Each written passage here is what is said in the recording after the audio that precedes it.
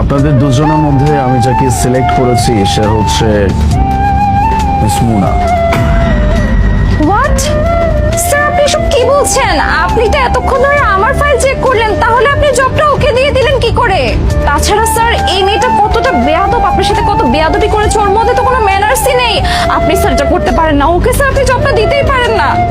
আপনি এখনো বুঝতে পারছেন না যে আমি কেন ওনাকে সিলেক্ট করেছি?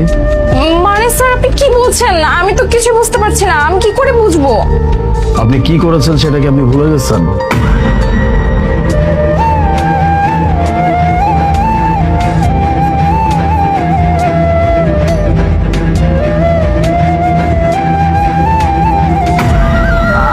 সরি স্যার, অ্যাকচুয়ালি জবটা স্যার আমার জন্য খুব বেশি ইম্পর্টেন্ট ছিল, এই জন্য স্যার আমি এটা করেছি। আমি ভেবেছিলাম আপনি হয়তো মিস মোনাকে জবটা দিয়ে দিবেন, এই জন্য স্যার আমি এরকম করেছিলাম।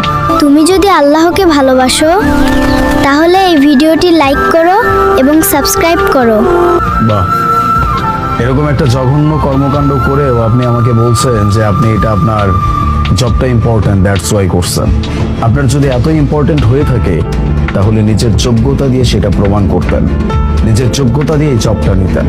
কিন্তু আপনি যে কাজটা করছেন এটা দিয়ে আপনি কি প্রমাণ করেছেন আপনি জানেন? আপনি যে একজন লুজার, আপনি এটা প্রমাণ করেছেন। বাই দ্য ওয়ে, আপনি যেই কাজটা করেছেন এটার মাধ্যমে আমার জন্য একটু ভালো হয়েছে, কারণ আপনি আমারই অফিসের একজন এমপ্লয়িকে দিয়ে এই কাজটা করাইছেন। আমি এখন বুঝতে পারছি যে আমার কোন এমপ্লয়ি কতটুকু কাজের প্রতি ডেডিকেটেড আর তারা আমার কোম্পানির জন্য কতটুকু কি করতে পারে। যাই হোক, আপনার সাথে আমি কোনো কথা বাড়াইতে চাচ্ছি না। বুঝবো না, এখানে স্ট্যাম্প আছে, আপনি এখানে সাইন করে দিবেন আর কালকে থেকে আপনি আমাদের কোম্পানিতে জয়েন করতে পারবেন। Congratulation. Thank you sir, thank you very much. আমি তো একটা মুহূর্তের জন্য এটাই ভেবে নিয়েছিলাম হয়তো আমি জবটা আর পাবো না, কারণ আপনি তো আমার ইন্টারভিউ নেননি। But thank you so much.